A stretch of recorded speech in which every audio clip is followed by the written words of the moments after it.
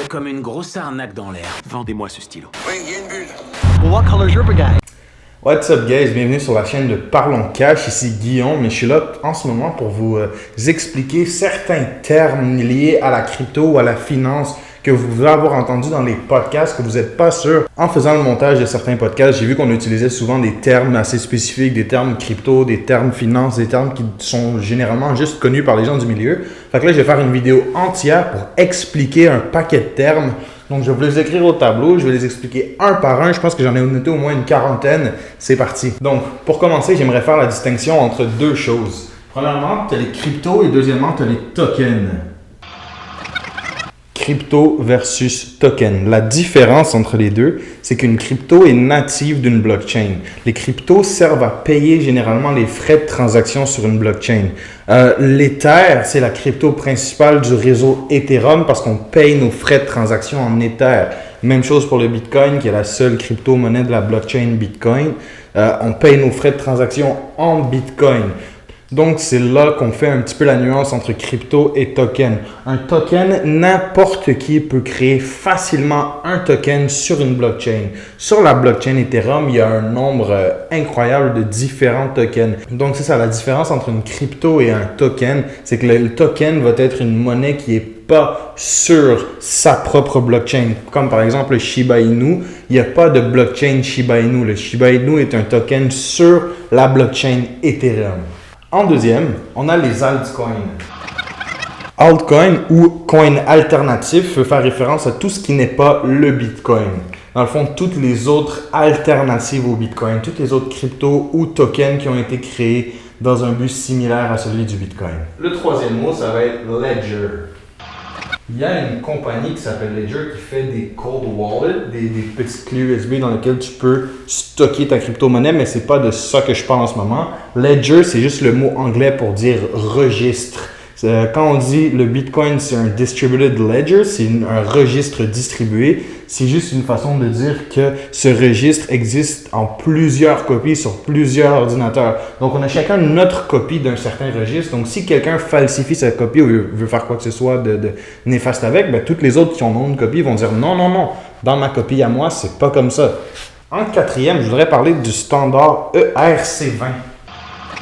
Tout à l'heure, j'ai dit que n'importe qui pouvait aller sur la blockchain d'Ethereum et créer son propre token, mais c'est grâce à ce standard ERC20 qui est comme une sorte de liste de normes, une sorte de format à respecter pour ta crypto pour être compatible avec le réseau Ethereum. Donc, tout ce qui est ERC20, on peut dire que c'est EVM. Ça va avec le EVM, qui veut dire Ethereum Virtual Machine. Dans le fond, Ethereum, si je peux expliquer très simplement, c'est l'ordinateur commun. C'est un ordinateur intangible avec des programmes et ces programmes sont en standard ERC20.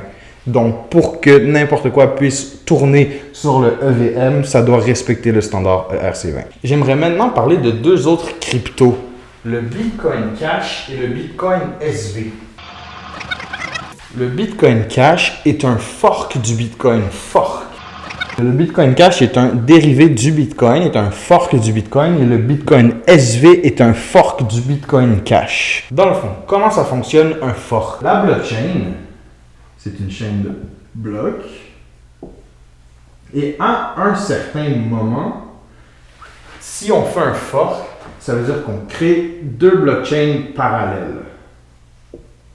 Donc, d'un côté, on va avoir la blockchain du Bitcoin qui va continuer. Et de l'autre côté, on va avoir celle du Bitcoin Cash qui vont chacun devenir leur propre blockchain. Le Bitcoin Cash n'est pas un token comme on expliquait tout à l'heure, c'est bel et bien une crypto parce qu'il y a sa propre blockchain. Il y a la blockchain du Bitcoin Cash qui est un dérivé de la blockchain originale. Puis ensuite, avec le Bitcoin SV, ça a été la même chose.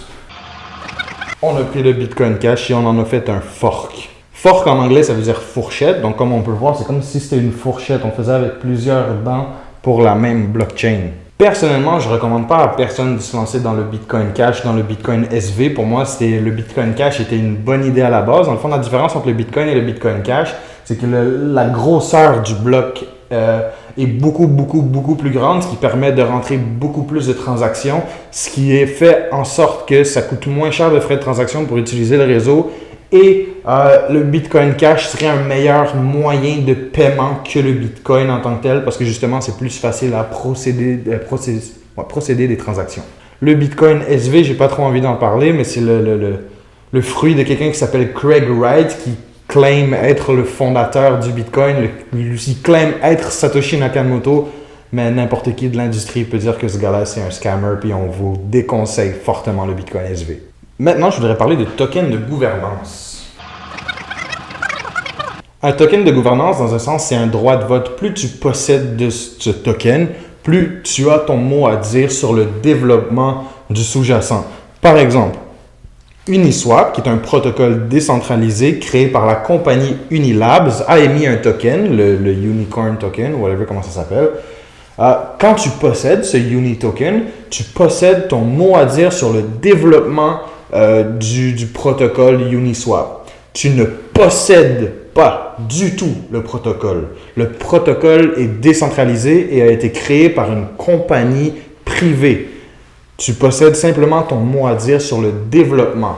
Donc, en gros, les governance tokens, c'est vraiment des façons de voter, des façons d'avoir son mot à dire sur des projets de DAO que je vais expliquer plus tard c'est quoi, etc. Maintenant, on va parler des exchanges. En gros, un exchange, c'est un endroit où est-ce qu'on va pouvoir acheter et vendre nos crypto-monnaies. Donc, on peut nommer Binance, on peut nommer Crypto.com, on peut nommer Coinbase, Qcoin, il y en a Kraken, il y en a des tonnes et des tonnes et des tonnes. Où est-ce que vous pouvez aller acheter et vendre et même stake vos crypto-monnaies? Il y a des exchanges qui offrent des avantages par rapport à d'autres exchanges, chacun différent. C'est comme avoir différents brokers pour accéder au marché actions. Certains vont utiliser Disnap de Desjardins, d'autres vont directement passer avec des firmes de courtage ou des trucs comme ça. L'exchange, c'est ta façon d'interagir avec le marché. Un truc je vois qui confond beaucoup les gens, c'est les NFT.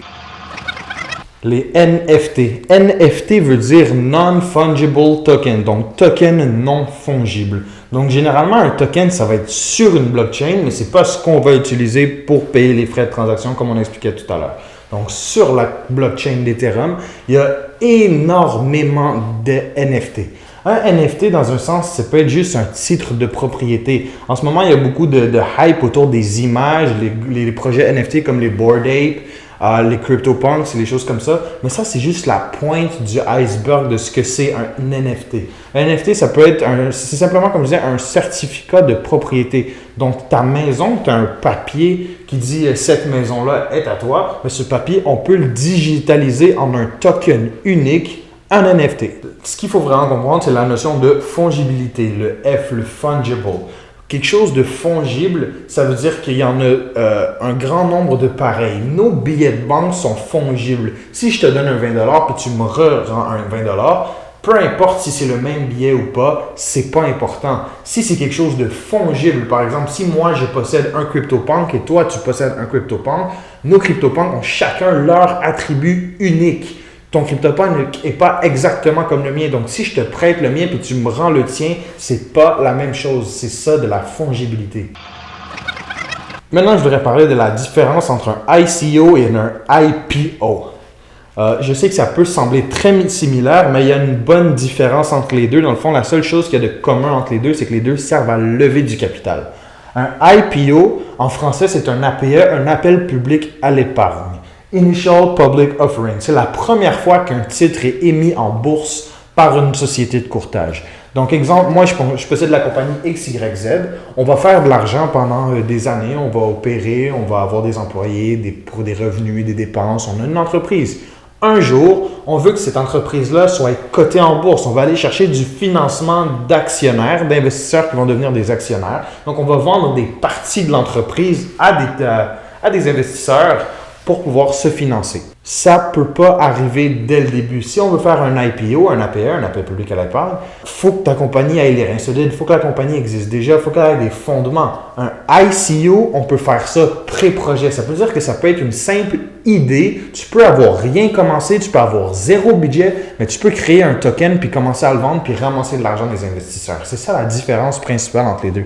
Initial Coin Offering, ou ça peut être ITO pour un token. C'est la première fois qu'une crypto est accessible au public dans un sens. Il peut y avoir eu des préventes puis des choses comme ça, mais généralement, les ICO, c'est la première fois que moi puis toi, on va pouvoir se procurer une crypto. Donc, comme je l'ai dit, une ICO, ça peut se faire vraiment très au début du projet. Donc, si vous investissez dans une ICO, faites très attention, faites vos recherches, allez voir c'est qui l'équipe. Est-ce que l'équipe, ils parlent du projet, vont être capables de mettre sur pied le projet. Souvent, ça peut paraître bien beau. Les ICO, on va te présenter une idée, ça va être révolutionnaire, ça va changer le monde. Mais au final, est-ce qu'on est capable d'appliquer cette idée-là puis de la rendre concrète? Un autre concept que je vois qui est vraiment mal compris par la plupart des gens, c'est le concept de market cap, de capitalisation de marché.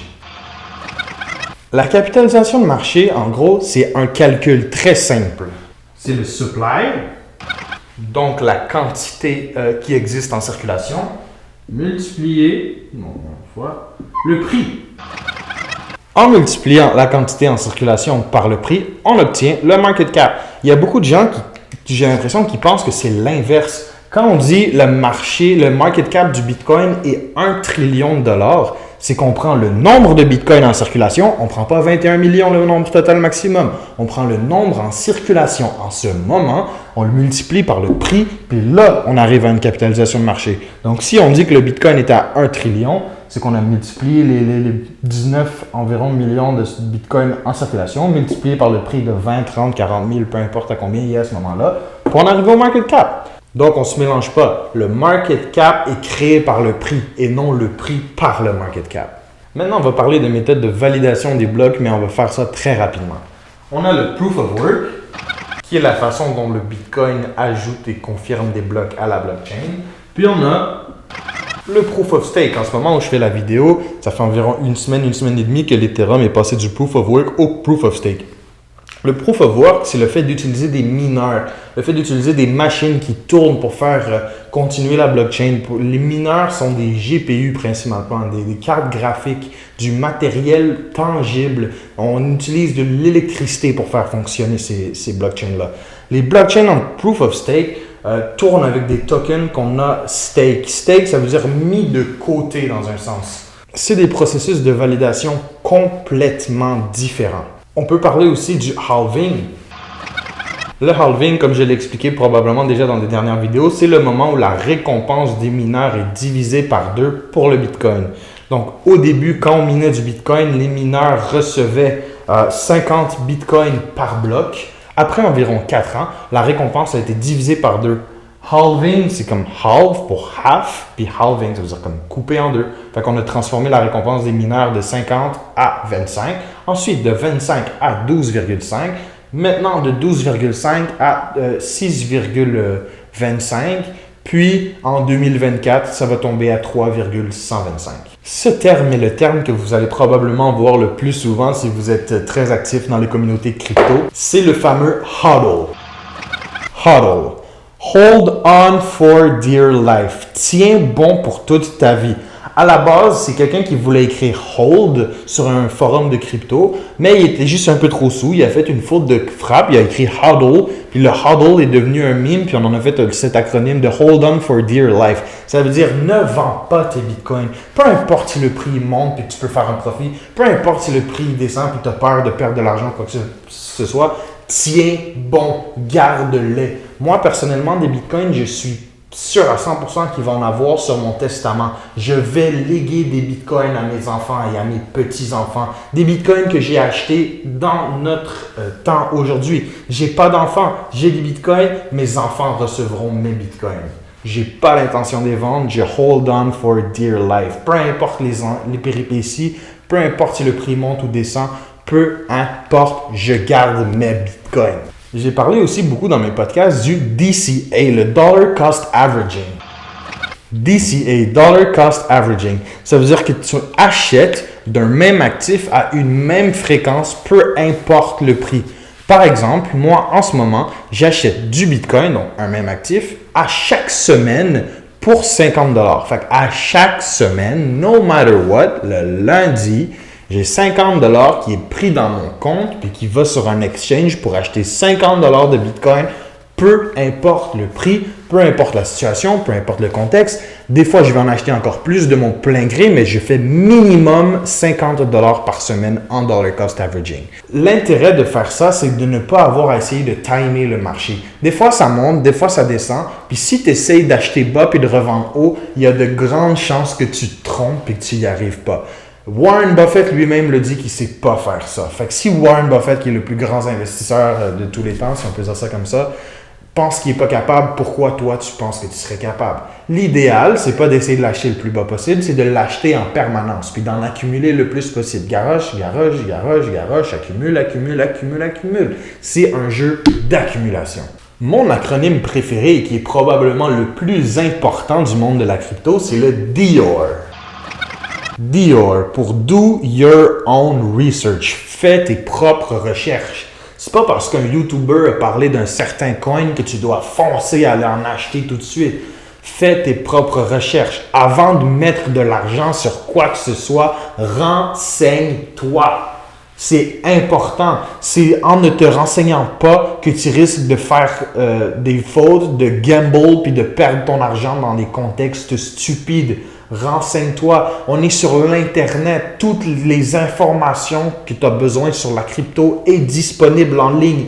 Va la chercher. Va sur des forums. Va sur Discord. Va sur Wikipédia ou whatever. Il y a plein de sites, plein d'endroits qui donnent plein d'informations utiles et importantes pour prendre des bonnes décisions. Fais tes recherches. Parce que si tu ne fais pas tes recherches, tu risques de FOMO. FOMO, c'est un terme anglais qui veut dire Fear of Missing Out, la peur de manquer ton coup. Puis c'est en ayant peur de manquer ton coup que tu risques de faire les plus grosses erreurs. C'est quand si tu voyais le Bitcoin en 2021 monter à 30, 40, 50, 60, ben là quand tu le vois à 60, tu te dis « Wow, il a fait beaucoup d'argent, moi aussi je veux pas faire participer à ça. » Tu en achètes à 60 000, boum, il tombe à 35, boum, il tombe à 20. Tu viens de perdre 66% de ton capital parce que tu n'as pas fait tes recherches, tu n'as pas été attentif au marché, tu as juste eu peur de manquer ta shot puis tu as gagé de l'argent sans savoir ce que tu faisais. Encore pire que du FOMO, il y a du FUD. Le FUD, ça veut dire Fear, Uncertainty and Doubt. De la peur, de l'incertitude et du doute. C'est quand tu as peur, que tu es incertain et que tu doutes que tu vas faire tes pires moves que tu peux faire. C'est quand tu es calme, que tu es sûr de toi et que tu es certain et que tu ne doutes pas que tu vas faire des bons moves. C'est en ayant peur que tu vas te laisser embarquer dans n'importe quoi, que tu vas vendre quand ce n'est pas le moment de vendre, que tu vas acheter quand ce n'est pas le moment d'acheter. Soyez rationnel. Comme on disait plus tôt, DOR, faites vos recherches. Ne soyez pas incertain. Si vous êtes incertain par rapport à quelque chose, creusez, allez chercher l'information puis travaillez votre certitude. Soyez sûr de vous avant de faire des moves. Il y a quelque chose dont je voulais parler par rapport à l'anonymat, c'est le KYC. KYC, c'est une mesure imposée par le gouvernement qui veut dire Know Your Customer. Connais tes clients. C'est qui fait affaire avec toi. Donc, dans le monde de la crypto, tu dois souvent utiliser ton identité. Tu dois souvent prouver ton identité avant de faire des transactions. Par exemple, quand j'ai créé mon compte Binance, j'ai dû envoyer des photos de mon permis de conduire à Binance pour leur prouver que j'étais bien moi. Binance connaît ses clients.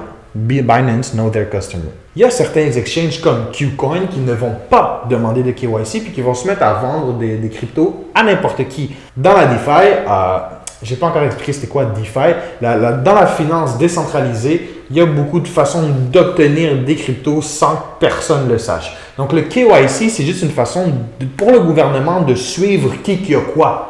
Si vous n'avez jamais rentré votre identité nulle part, que vous possédez des bitcoins puis des cryptos, ben là, c'est plus facile pour vous de les cacher puis de ne pas les déclarer ou de ne pas déclarer vos gains si vous en faites, etc. Donc, le KYC, si vous utilisez votre identité des trucs comme ça, soyez juste sûr de jouer réglo avec le gouvernement. Pour revenir au HODL, comme on parlait tantôt, il y a un autre terme qu'on utilise souvent, c'est le Diamond Hands. Diamond Hands, les mains de diamant, ça veut dire que c'est quelqu'un qui ne vendra pas ses cryptos. Contrairement aux Paper Hands, au contraire, Paper Hands, c'est quelqu'un qui aurait tendance à les vendre facilement. Moindrement que le prix chuterait un peu, moindrement qu'il aurait peur, moindrement qu'il serait inconfortable par rapport à la situation sur le marché, quelqu'un qui se mettrait à vendre, on va dire de lui que c'est un Paper Hand. Quelqu'un qui handle toutes les ups, toutes les downs, quelqu'un qui possède du Bitcoin depuis 2010, 2011, 2012 puis qui les a jamais vendus, c'est un Diamond Hands. Moi, je ne me considère pas encore Diamond Hands parce que je considère que ça fait pas encore assez longtemps que j'ai des cryptos pour me considérer comme étant un Diamond Hands, mais comme je ne les vendrai pas, je suis en train d'en devenir un shitcoin. C'est, selon certaines personnes, tout sauf le Bitcoin. Dans le fond, le shitcoin, c'est juste un terme qu'on utilise pour qualifier ce qu'on n'aime pas. Donc, pour moi, le Shiba Inu et le Dogecoin sont des shitcoins. Juste, c'est un terme qu'on utilise pour dire « moi, je ne mettrai pas d'argent là-dessus parce que ce coin, c'est de la merde ». Shitcoin. Une autre expression qui revient souvent sur le marché, c'est « buy the dip ». Buy the dip. Achète le creux. Ça veut dire quand le prix baisse un peu plus que ce qu'on penserait qu'il baisserait, profites-en pour en acheter plus. Tu vois, tout à l'heure, je parlais du dollar cost averaging, d'en acheter à chaque semaine, ou à chaque mois ou à chaque jour d'une façon régulière. Mais quand le prix descend en bas d'un certain niveau où on ne s'attendait pas à ce qu'il descende là, profites-en pour en racheter plus, c'est les soldes, on accumule. Donc, si tu veux accumuler pour moins cher, accumule quand c'est bas. Buy the dip, c'est ça que ça veut dire. Ça veut dire achète quand c'est moins cher pour plus accumuler. Dans mes podcasts, j'ai remarqué que j'utilisais beaucoup le mot leverage. Leverage en français, c'est du levier. Ça veut dire utiliser de l'argent que tu n'as pas pour parier dans un sens. Sur les exchanges, on peut utiliser ce qu'on appelle des contrats futurs. Puis dans les contrats futurs, c'est super facile d'utiliser du leverage. Donc, on peut trader avec seulement 10 $, utiliser un levier x100.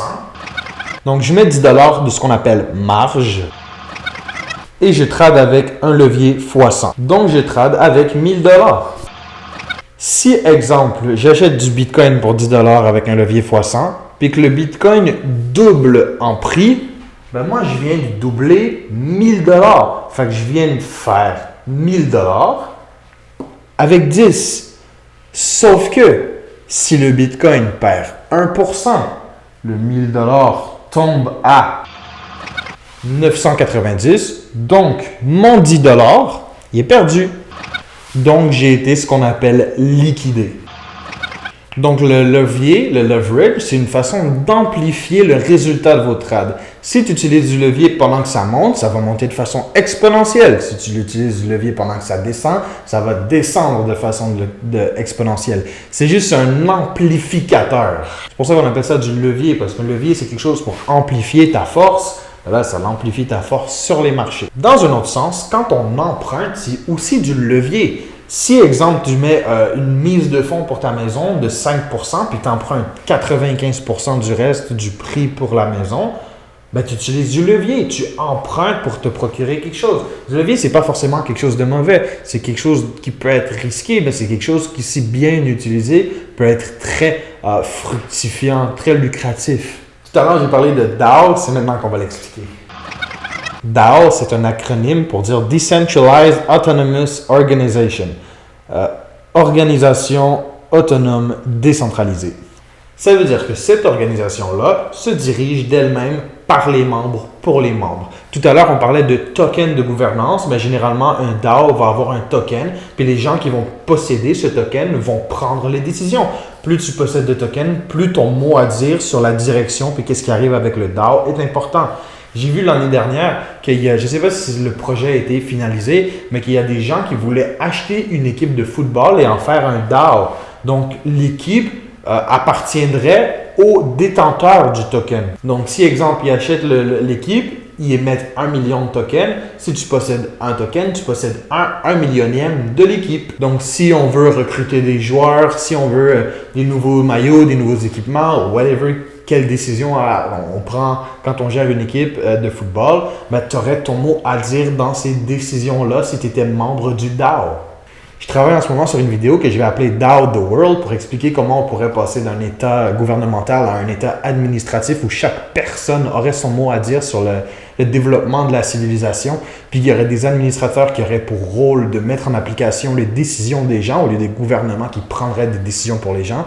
Ça, c'est pour une autre fois. En plus des DAO, on a aussi ce qu'on appelle la DeFi. J'en ai parlé tantôt, ça aussi. DeFi, ça veut juste dire Decentralized Finance, donc de la finance décentralisée. Il y a des protocoles comme PancakeSwap, SushiSwap, Uniswap, ShibaSwap, qui ont toutes swap dans leur nom, SundaySwap, whatever. La DeFi, c'est faire de la finance de façon décentralisée. C'est faire ce qu'on fait déjà avec les grandes banques, comme on peut faire du Forex, on peut échanger des devises, on peut emprunter, on peut prêter, on peut investir. Mais la DeFi, c'est de pouvoir faire tout ça sans aucune intermédiaire central. C'est pouvoir emprunter, c'est pouvoir placer de l'argent, c'est pouvoir prêter de l'argent, c'est pouvoir échanger des devises, de la crypto, sans aucun intermédiaire, sans que personne ait besoin de confirmer la transaction, sans qu'on ait besoin de confiance en quoi que ce soit, sans qu'il y ait de third party nécessaire. C'est vraiment une façon que moi, je peux prêter de l'argent à quelqu'un à l'autre bout du monde sans jamais savoir c'est qui, sans jamais parler avec lui ou whatever, juste avec l'entremise d'un protocole. Généralement, quand on investit dans la DeFi, quand on place nos cryptos dans la DeFi, les retours sont très intéressants. On a aussi ce qu'on appelle les DApp. Donc, Decentralized Application, des applications décentralisées. Ça va être des applications qui vont être programmées dans un sens sur le protocole de Ethereum ou sur la blockchain de Binance, le Binance Smart Chain. C'est ça, ça va être des applications. Comme on peut créer un Facebook, mais en version DApp, en version DAO. Dans le fond, le DAO, c'est la façon de gérer l'organisation, puis le DApp, c'est juste le fait d'avoir une application décentralisée. Donc, on peut avoir un DAO qui gère un DApp. Je sais que c'est assez nébuleux et un peu complexe à comprendre, mais une fois qu'on est vraiment dans le monde, je vous garantis que c'est beaucoup plus simple à comprendre. C'est vraiment une application, mais décentralisée. Fait qu'au lieu que, mettons, l'application de Snapchat, ben, c'est dans des serveurs, dans les bureaux de Snapchat, tout est centralisé à une même place, ben là, tout serait sur le EVM, le Ethereum Virtual Machine, comme on parlait plus tôt. Pendant qu'on parle de DAO, de DeFi et de DApp, il faut absolument parler de Smart Contract parce que c'est ça qui rend ça possible. Là, il faut être attentif parce que c'est très important. Les smart contracts, c'est ça qui fait vraiment la différence entre le Bitcoin et l'Ethereum. Le Bitcoin, il n'y a pas vraiment de smart contracts qui peuvent être appliqués sur la blockchain. Il peut en avoir, de ce que j'ai compris, mais ce n'est pas la même raison d'existence de la blockchain du Bitcoin. À la base, Vitalik Buterin, le fondateur d'Ethereum, voulait créer Ethereum on top of Bitcoin, rajouter un deuxième layer au Bitcoin qui rendrait les smart contracts possibles. Mais en gros, les développeurs du Bitcoin de l'époque lui ont dit « Ah, non, ça ne nous intéresse pas ». Fait que lui-même, il a fait son premier ICO, ça a été le premier à créer un white paper comme Satoshi, puis de dire « Hey guys, j'ai une idée, on pourrait améliorer le réseau Bitcoin en permettant les smart contracts ». Un smart contract, si je peux faire un parallèle avec le vrai monde, c'est comme une machine distributrice. C'est quelque chose, un programme qui va s'assurer que les deux parties puissent pas s'arnaquer l'un l'autre. Fait exemple, quand tu arrives devant une machine à liqueur et tu vois toutes les liqueurs dedans, tu peux pas voler le liqueur comme la machine ne peut pas voler ton argent. Tu vas mettre ton argent dans la machine puis la machine va te donner une liqueur. Fait que c'est comme il y a un protocole de sécurité entre l'utilisateur, l'acheteur et le vendeur. Donc, un smart contract, c'est ni intelligent ni un contrat en fait. C'est un dumb program, c'est un programme stupide, c'est un algorithme. C'est quelque chose qui va appliquer bêtement ce qui s'est fait dire de faire. Puis, la plupart de la DeFi, la plupart des DApp, toutes ces infrastructures-là qui sont basées sur la blockchain sont faites à base de smart contract. Donc, c'est vraiment le fondement de la plupart des choses qui tournent sur la blockchain. Un mot qui était très à la mode il y a quelques mois de ça, c'est Metaverse.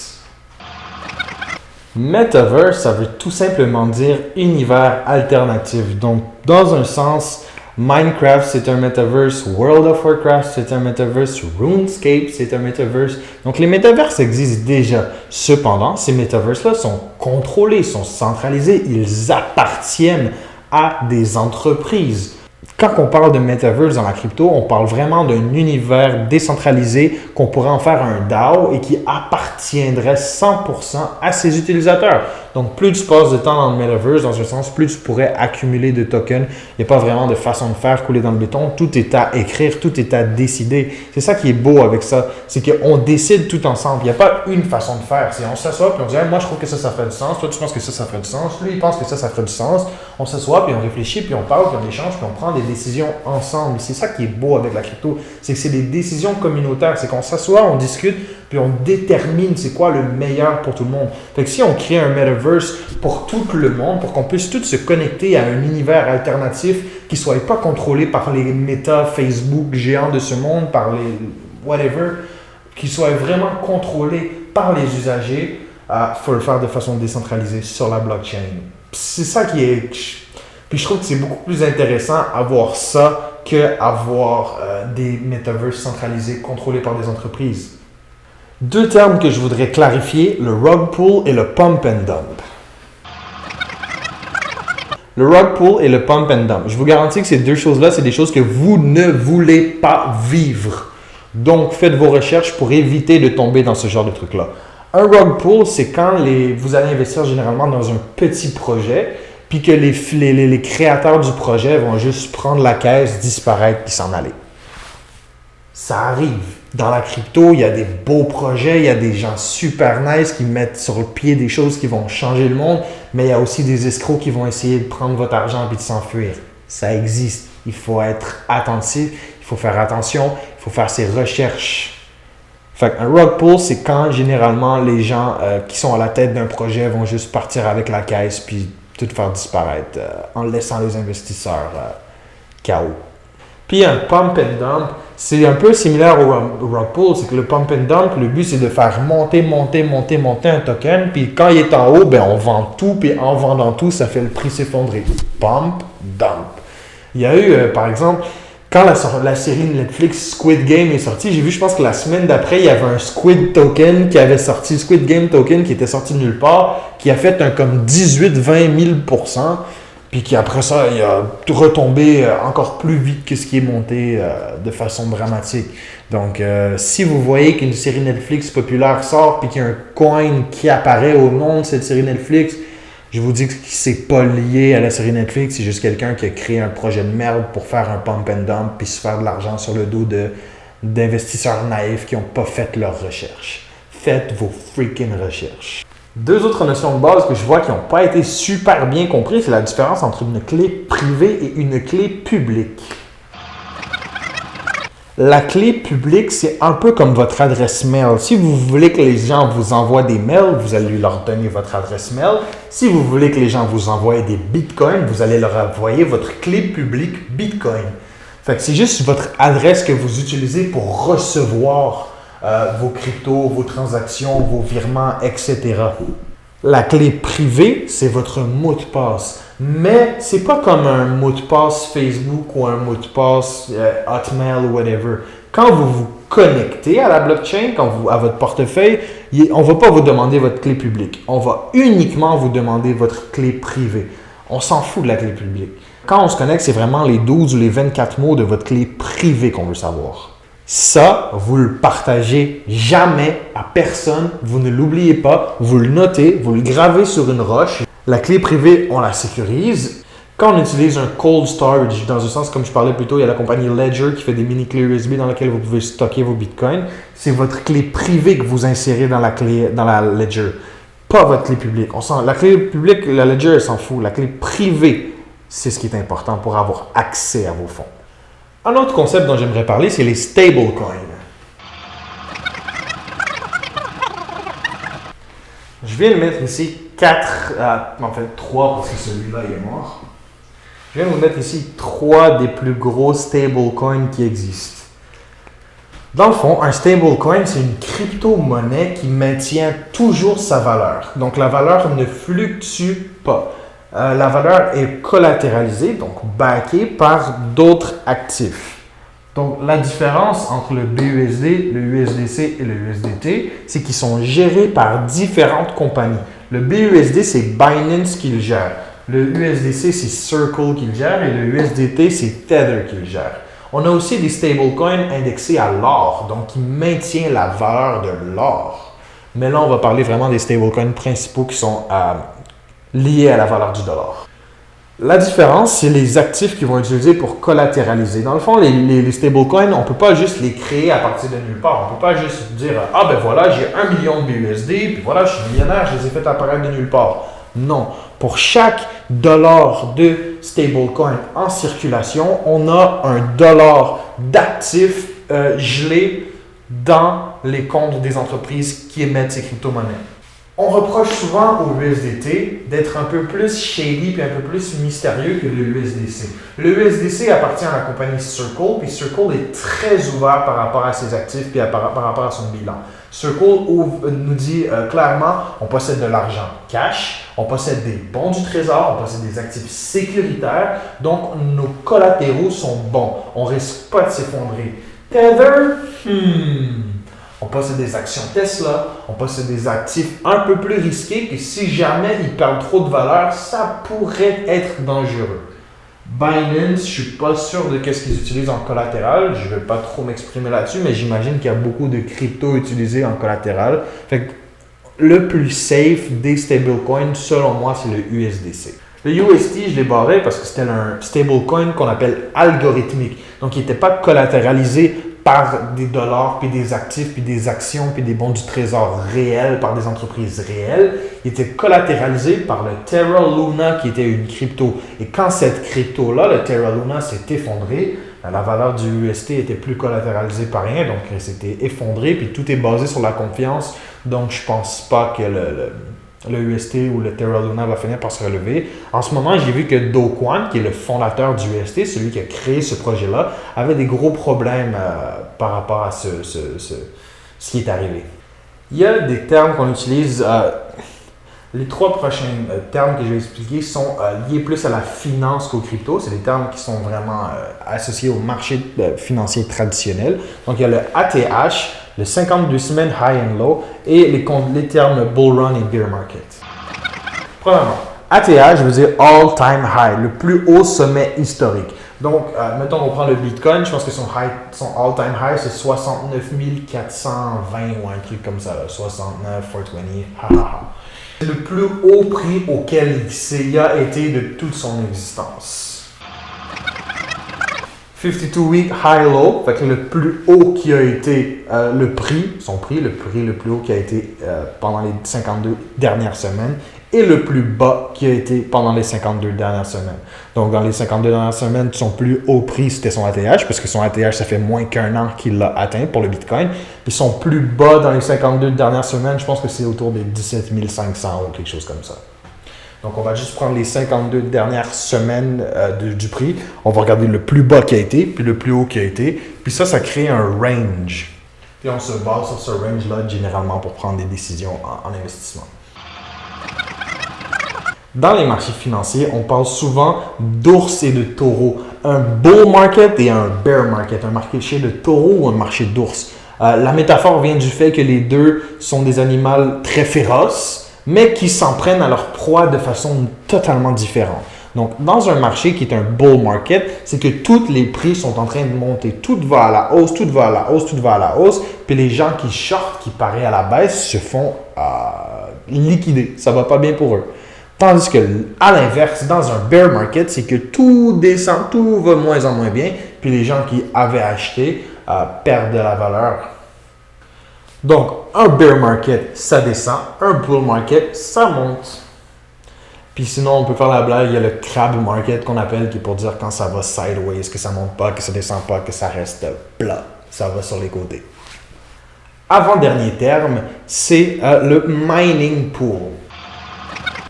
Quand on parle de Bitcoin, les mineurs qui minent, il y a seulement un mineur qui gagne la récompense à tous les blocs. Il y a un bloc à tous les 10 minutes, donc il y a un mineur à tous les 10 minutes qui va recevoir la récompense. Si on est à 1 million de mineurs, ta chance c'est 1 sur 1 million, c'est encore plus complexe que ça parce que c'est en fonction de la puissance de calcul. Fait que si quelqu'un est 2 fois plus de puissance que toi, tu as 2 fois moins de chances que lui d'obtenir la récompense. Fait que ce que les gens font, c'est qu'ils se réunissent. On peut être 100, on peut être 1000, on peut être 10 000 mineurs à mettre nos équipements sur un même mining pool. Puis quand le bloc est miné, s'il est miné par un de nous, on se partage la récompense en fonction de notre puissance de calcul. Fait que quelqu'un peut ne jamais avoir miné un bloc à lui tout seul, mais comme il fait partie d'une pool de minage, bien, chaque fois que quelqu'un de sa pool réussit à en miner un, il reçoit son pourcentage de récompense en fonction de sa puissance de calcul. Et finalement, le dernier terme que j'aimerais aborder avec vous, c'est le terme whale, une baleine.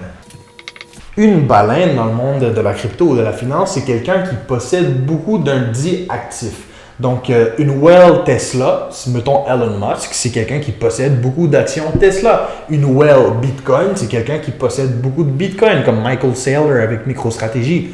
C'est que des gens qui ont beaucoup d'un actif puis qui peuvent facilement faire bouger le prix. Si MicroStrategy, qui possède environ 115 000 bitcoins, qui est un whale, décide de vendre d'un coup ces 115 000 bitcoins sur le marché, ben, crois-moi que le prix va tomber assez vite. Donc, les whales, c'est des gens qui ont assez d'actifs pour faire influencer le marché à la hausse comme à la baisse. Donc, généralement, quand tu es un whale dans ces jeux de marché-là, ben, tu as plus d'argent, tu as plus de facilité à faire monter ou à faire baisser le prix. Fait que tu as un petit peu de contrôle sur les marchés, un petit peu de manipulation à faire. Fait que quand tu trades, tu fasses attention au mouvement des whales parce que les whales, c'est le smart money qui essaye de jouer contre toi puis de te faire perdre.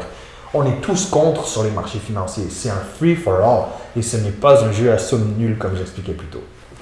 En vrai, je pense que c'est tout pour le moment. J'avais noté je ne sais pas combien de mots j'ai fait, mais je vois que ça fait environ 1 heure sur ma caméra que j'enregistre. Donc, je pense que ça va être tout pour aujourd'hui. Si vous avez d'autres mots, d'autres expressions, d'autres choses que vous voulez que j'explique plus en détail, parce que vous m'avez entendu le dire dans un podcast, dans un micro-trottoir, ou parce que vous avez entendu quelqu'un dans le monde de la crypto en parler, puis que vous n'êtes pas sûr de savoir qu'est-ce que ça veut dire, n'hésitez pas à m'écrire. Peut-être je vais vous répondre directement. Peut-être je vais en faire une vidéo partie 2 avec les choses que les gens vont m'avoir envoyées et que vous voulez que j'explique. Donc, je pense que c'est tout pour moi. Merci d'avoir resté jusqu'ici si vous êtes toujours là. C'était Guillaume de Parlons Cash et on se dit à la prochaine. Ciao, guys. Il y a comme une grosse arnaque dans l'air. Vendez-moi ce stylo. Oui, il y a une bulle. Well, what color's your baguette?